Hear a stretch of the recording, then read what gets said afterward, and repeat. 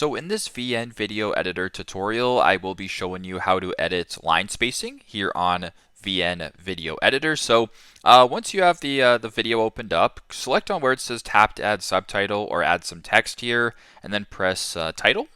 Go ahead and select some text that you want to add. So if I wanted to go line spacing, just like that, I will then make it a little bit easier for you guys to see. Just so it's more, visible, I guess. So once I have my text right here, I'll make it a little bit larger. If you wanted to edit the line spacing, it's pretty simple. Press on the text, press on edit. A bunch of different options here, but go to where beside the T and the A, there's this option right here.